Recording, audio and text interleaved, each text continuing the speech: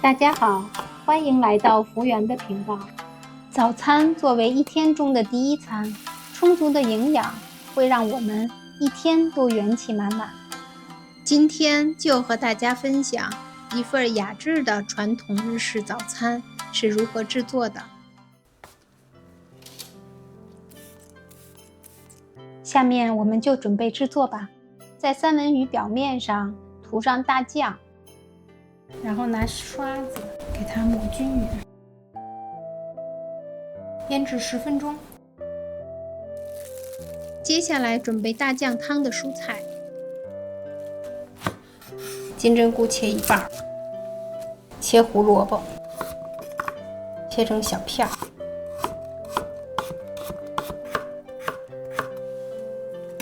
一根竹轮，当然也可以用嫩豆腐来代替竹轮。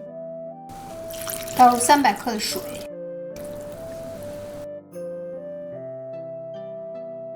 开火。我们先把汤煮沸，水开了以后，我们就放入大酱。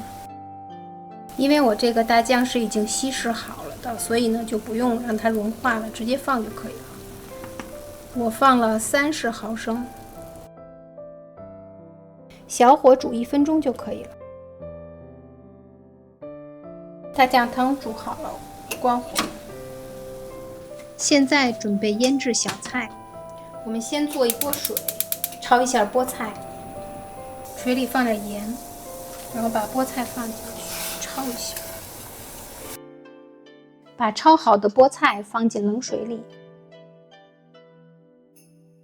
切成5厘米长的段儿，然后放到一个碗里，放1小勺芝麻，再放半小勺的酱油，1克白酒，再放1克的糖，半小勺的芝麻油，拌一下，这样就可以了。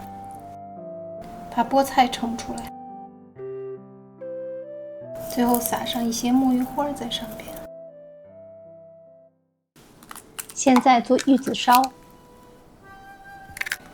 放1小勺打稀，如果你没有打稀的话，放盐就可以了。把鸡蛋打散。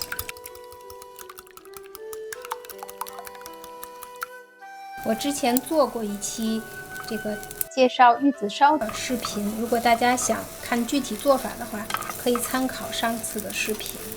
今天呢就不过多讲解了。传统日式早餐中的一汁三菜，三菜呢主要是鱼、蛋和肉类。玉子烧完成之后，就要做豆腐了。2人份的豆腐160克，用厨房纸巾去掉多余的水分。把豆腐呢切成合适的大小，要在豆腐上面撒一些薄薄的淀粉，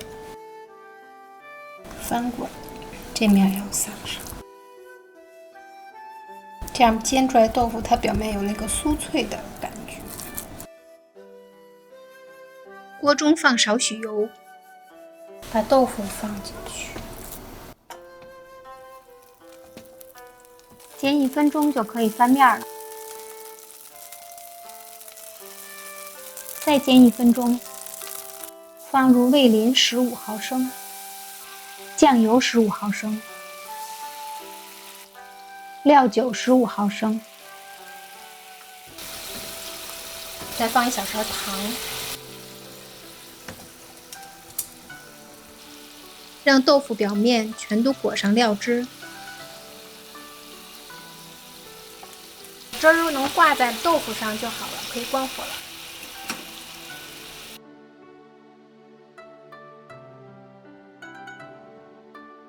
把剩下的料汁淋在上面，豆腐就做好了。最后烤鱼，我放一个专门烤鱼用的纸，然后把鱼放上面，开火。用这个纸的话，不用放油，它也不会烤糊。